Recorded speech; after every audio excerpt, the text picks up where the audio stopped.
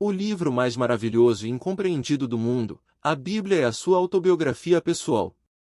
Não é o registro de eventos históricos como seus professores ensinam, e seus escritos nunca foram feitos para serem interpretados como tal. As pessoas a que se refere nunca existiram e os eventos nunca ocorreram na Terra. A Bíblia fala do paraíso interior e da terra exterior. Sua história começa assim: no princípio criou Deus os céus e a terra. E a terra era sem forma e vazia, e havia trevas sobre a face do abismo. Então o Espírito de Deus disse: haja luz, e houve luz. A luz de que falamos aqui vem do céu que está dentro de você. A luz que brilha na terra é a luz da sua consciência e ela brilha de dentro de você.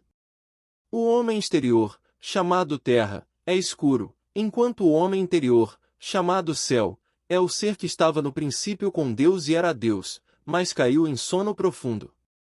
Assim como sua autobiografia, a Bíblia conta como você foi elevado de seu nível atual para um nível superior.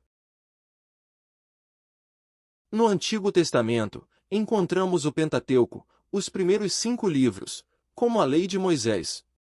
Esses livros foram escritos em 500 anos antes de Cristo, enquanto a última data conhecida do Novo Testamento é 170 anos depois de Cristo. O primeiro Novo Testamento conhecido não incluía as epístolas aos Hebreus ou os livros de Pedro e Tiago.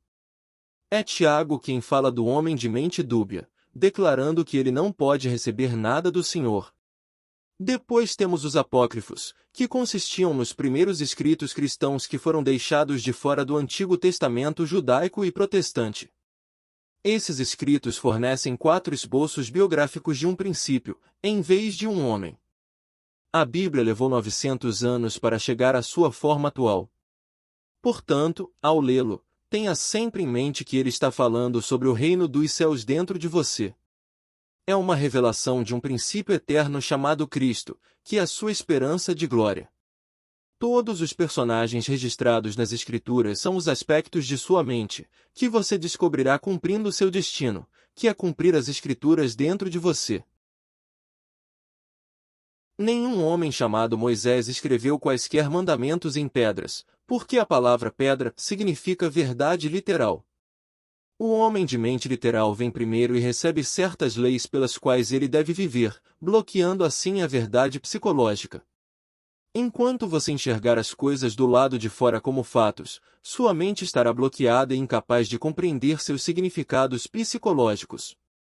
Mas quando você tem sede da verdade e começa a aplicar a lei, o Espírito de Deus se moverá nesse mar psicológico de entendimento e sua vida pegará essa verdade, água, e a transformará em vinho. No estado de Moisés, o verdadeiro nome de Deus é revelado a você. Tome o nome dele, seu eu sou, como sua vara de entendimento e golpeie a pedra da verdade literal com ele, e a água psicológica jorrar. Bebe-o pondo em prática as minhas palavras e transformarás a água psicológica da verdade que te dei no vinho do Espírito. Agora, a vestimenta falada nas Escrituras é a da mente e não a do corpo. João Batista é descrito em Mateus capítulo 3 como um chamado Elias no segundo de Reis. Disse que ele usava roupas de pelo de camelo e um cinto de couro amarrado na cintura. Cabelo e pele são as coisas mais externas que um homem possui, portanto, João Batista representa o homem externo que ainda não se vestiu internamente. Jesus é o homem interior. Ele veste a túnica sem costura de um único tecido de cima para baixo, e aqueles que usam suas roupas sempre são encontrados na casa do rei. O Novo Testamento ensina uma transformação completa e radical do ser e chama isso de renascimento, mas João Batista chama isso de arrependimento e nos chama a mudar nosso pensamento sobre o reino dos céus. Disse que ele viveu no deserto com animais selvagens.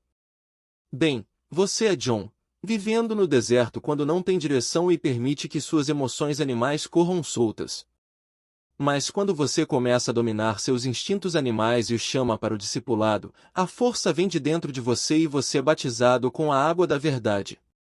Falando em uma parábola, Mateus compara o reino dos céus a um semeador que semeia suas sementes em diferentes tipos de solo. O semeador de que falamos aqui não é um ser externo a você, porque você é o semeador e a semente. Sua própria imaginação humana maravilhosa é Deus, o semeador que disse: façamos o homem à nossa imagem. Então adormeceu e anexou o cérebro do homem exterior como a semente para sua redenção.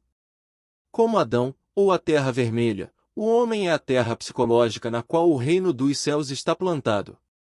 Na parábola, somos informados de que quando alguém ouve a palavra, mas não a entende, o maligno vem e arrebata o que foi semeado em seu coração. Mas quem ouve com entendimento colhe frutos até cinema vezes mais.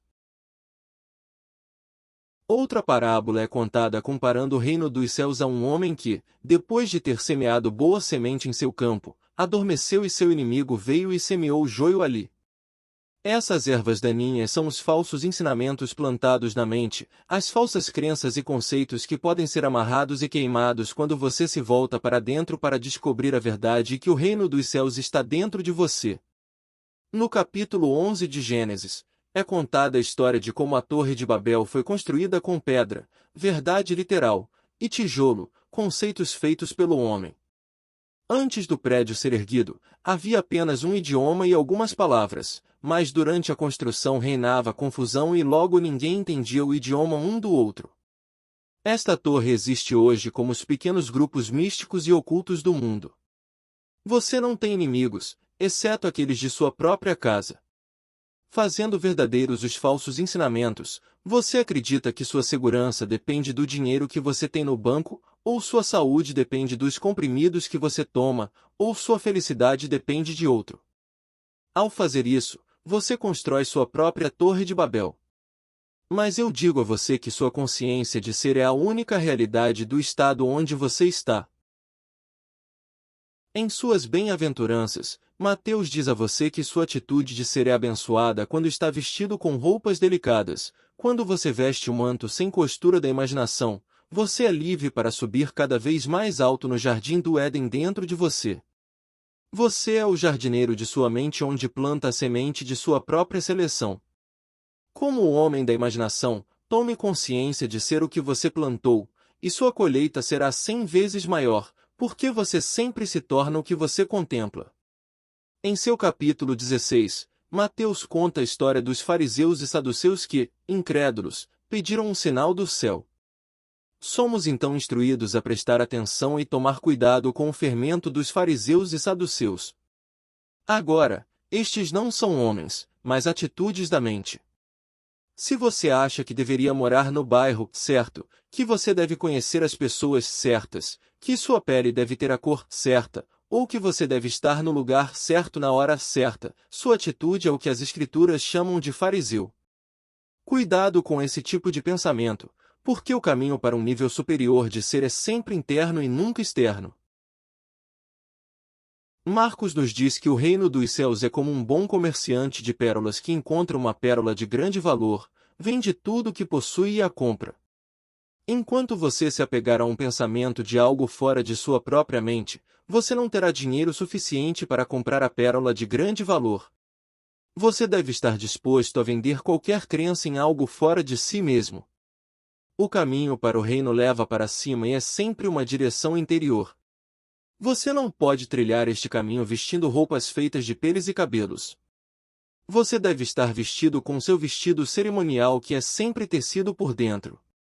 Mais uma vez, somos informados de que o reino dos céus é como uma rede lançada ao mar e que apanha todo tipo de peixe, bom ou ruim. Quando são colocados em terra, os bons são colocados nas vasilhas e os ruins são descartados. Você deve discriminar. Selecione cuidadosamente seus pensamentos e descarte os desagradáveis e negativos. Permita apenas aqueles que são de boa reputação em sua mente e você será o bom pescador. Neste mesmo capítulo 13 de Mateus, faz-se a pergunta: compreendeste tudo isto? É minha oração que cada um de vocês responda, como fizeram com ele, e diga, sim. Agora, foi dito, não deite vinho novo em odres velhos, porque então os odres se romperão e o vinho se derramará, assim o vinho e os odres se perderão. Põe, porém, vinho novo em odres novos e ambos se conservarão. O vinho novo, adquirido pelo cumprimento da promessa de Deus interior, deve ser colocado em sua consciência, odres novos, para que ambos sejam preservados. O homem não evolui no exterior. Existe apenas uma presença, uma única essência no homem, chamada Cristo, e é definida como o poder de Deus e sua esperança de glória. Esse poder pode ser despertado se você, a palavra de Deus, não estiver obscurecido pela crença em um poder fora de si mesmo. Acordar. Desista de todas as falsas crenças e vista-se com as delicadas vestes de uma atitude interior que implica a realização do seu sonho. A Bíblia, do começo ao fim, é a história psicológica da sua alma e diz que a primeira coisa a fazer é mudar a maneira como você pensa. Trago a você uma nova ideia sobre a causa dos fenômenos da vida, dizendo que você não é o que pensa ser, mas que tem infinitas possibilidades de crescimento interno. Seu destino é sempre alcançado por uma direção interna, que é a atitude de ser. Quer sua atitude seja boa, má ou indiferente, quando você se veste com uma atitude, seu cumprimento não depende de nada fora de você. Mas quando você depende de leis externas para determinar sua atitude, você está no nível de Elias e João Batista. Seu ensino era maravilhoso, mas era feito de pedra e o estado era violento. João Batista não pode entrar no reino dos céus. Você deve superar o estado deles voltando-se conscientemente para dentro e disciplinando suas atitudes interiores. Este é o seu destino. Você está destinado a despertar dentro de si mesmo enquanto sobe a escada de estados de Jacob para níveis mais elevados de seu próprio ser. O estado de consciência que você deseja expressar deve ser adquirido vendendo todas as suas crenças a qualquer poder externo para ajudá-lo. Uma vez livre de seu fardo, você se moverá com fé em direção ao seu estado desejado. No livro de João, Jesus, como mestre, faz esta declaração: não se perturbe o vosso coração, acredite em Deus, acredite em mim também. Em seguida, acrescente este pensamento: é vantajoso para você que eu vá embora, porque se eu não for, o Consolador não virá até você. Aqui vemos um ensinamento que aparentemente é ensinado de fora, mas é necessário que sua crença em qualquer professor externo desapareça, porque só assim o Consolador pode ser encontrado dentro de você. À medida que sua autoconfiança cresce, seu coração encontra a paz. Há apenas uma causa, apenas um eu sou. Eu, a Trindade, em sua origem inconcebível, sou Deus, o Pai, e na expressão criativa sou o Filho, pois a imaginação nasce da consciência.